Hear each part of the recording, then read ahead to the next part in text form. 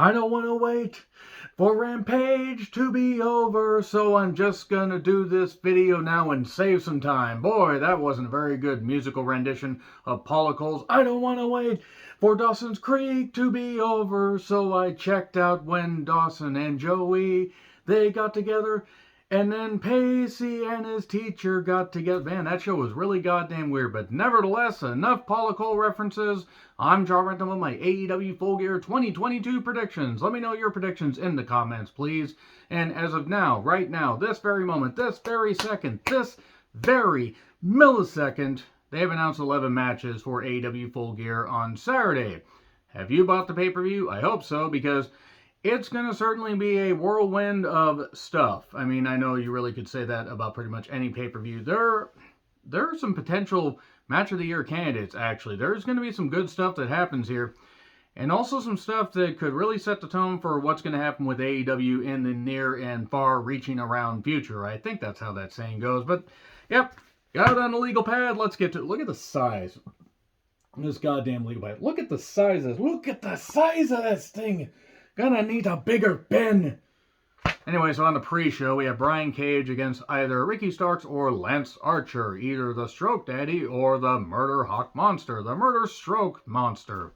They should team him up and call him that. Except that would probably be a little bit much because you're not sure what kind of stroke you're talking about. You're not sure if it's stroking off or stroking off. Anyway, so yeah, so Ricky Starks and Lance Archer are going to take on each other on Rampage, a live Rampage. And then the winner of this match will take on Ethan Page on Dynamite in Chicago. Good. AEW going to Chicago. That's wholly original. Anyway, I got Ricky Starks winning. Why? Nothing against Lance Archer. Actually, I would like to see Lance Archer go far in this tournament. Unfortunately, I just see Ricky Starks winning. I see him beating Brian Cage, and then I see him possibly losing to Ethan Page. I would like to see Ricky Starks get a shot.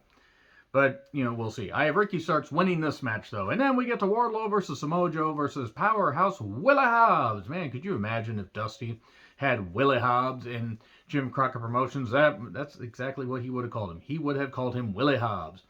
Anyway, so it's a three-way for the TNT Championship. Okay, Wardlow's the TNT Champion. Samoa Joe is the current Ring of Honor Champion. Powerhouse Hobbs is not a champion.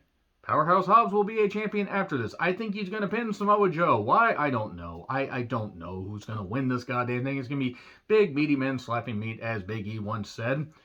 Man, I miss Big E. God, I'm just so glad that he is able to be ambulatory, have fun, joke around. If he can never wrestle again, it is what it is. This isn't about Big E. This is about more big, meaty men slapping meat. And Hobbs. I have Hobbs pinning Joe, not with a whole great deal of confidence. I mean, they could just have Wardlow beat Samoa Joe, and that could just kill that thing flat, and then you could have Hobbs beat Wardlow straight up a little bit later. But then Joe's also a champ. This whole thing's convoluted. They should have just added another person in this to have them take the goddamn pin like they did with the Ring of Honor Championship. A little more on that in a bit. Hobbs will win, because why not? It'll probably be Wardlow, but I'll pick Hobbs. So then we get Death Triangle versus the Elite. AEW Trios Championship match. Oh boy, the Elite are back from their suspension, their lengthy suspension. I don't know what actually happened as far as this third-party investigation. I don't know what Megan ended up doing. That's what I'm going to call her, because let's be honest, she doesn't deserve the respect after the stories have come out about her. That's the legal advisor. And the second in command, according to reports as far as second in command to Tony Khan, AEW. But let's just go with the match.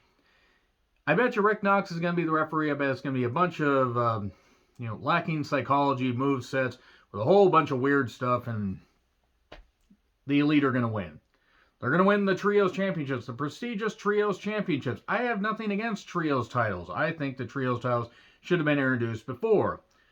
The problem is now is none of these groups really mean anything. Death Triangle, well, this whole thing, I don't care. The Elite will win.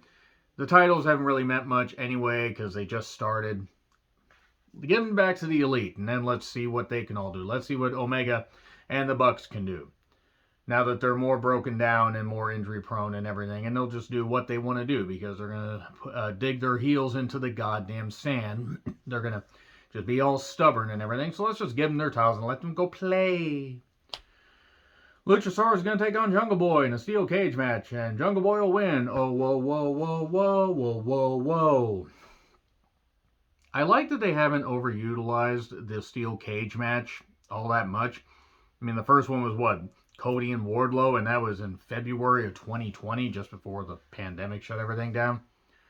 And they've done a few since then. I know the Bucks and Lucha Bros had one.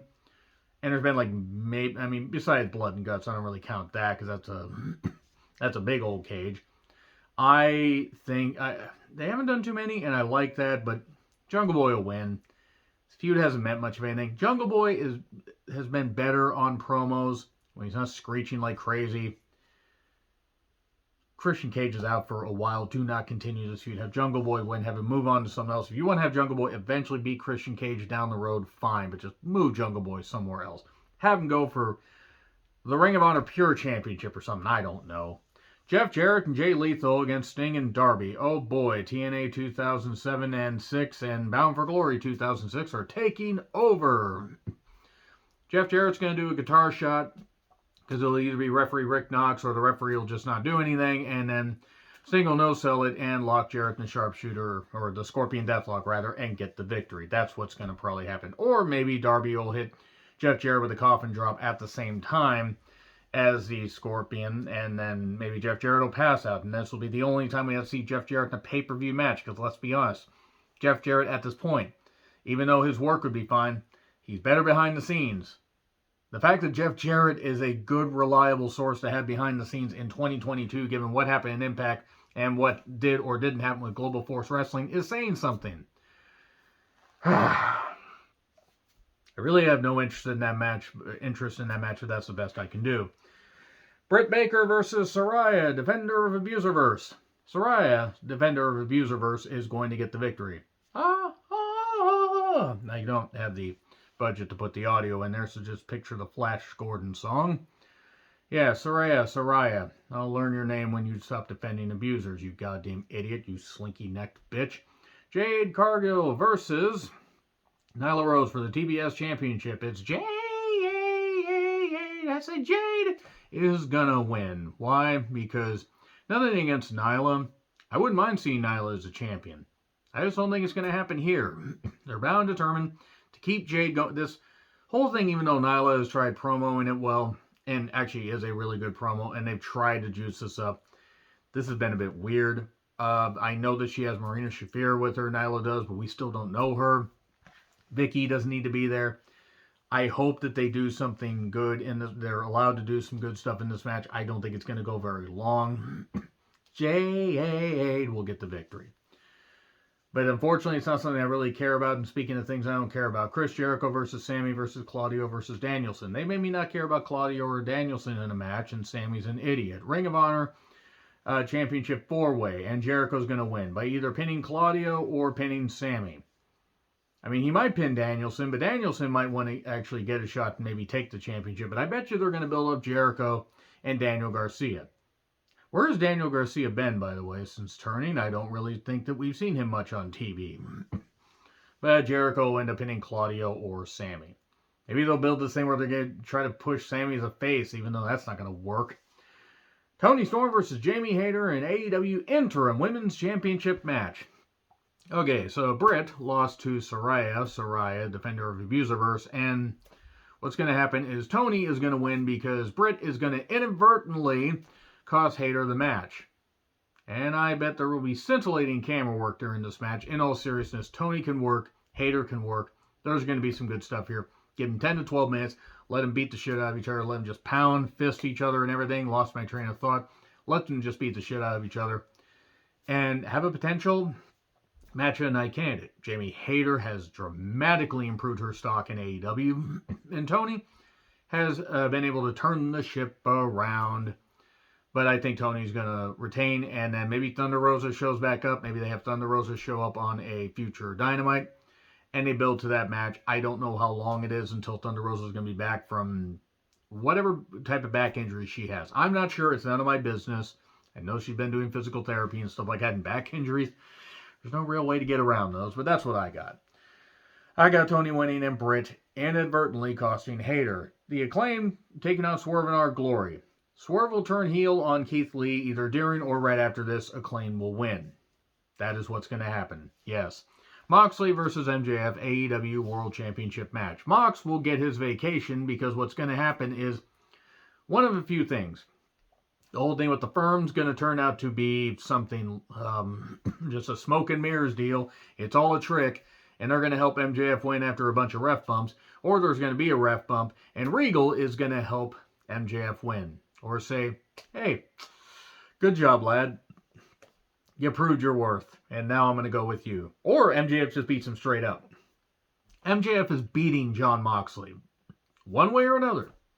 They have to switch the championship. Nothing against Mox. He has been tremendous.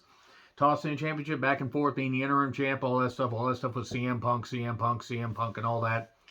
But Mox is going to get his vacation. Even if he's only gone for just a few weeks, even if he comes back on the first Dynamite of the year, which I hope so.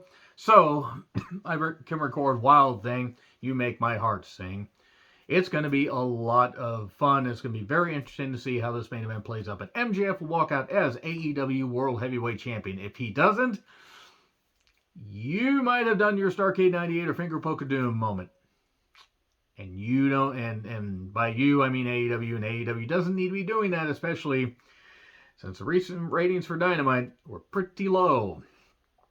I really hope that things can trend upwards and that things can be good.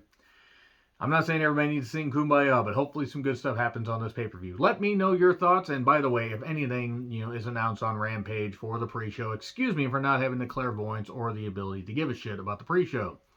Agree, disagree what I said, like, share, subscribe, Twitter handle in the description. I'm John Retlin. I'll see you soon.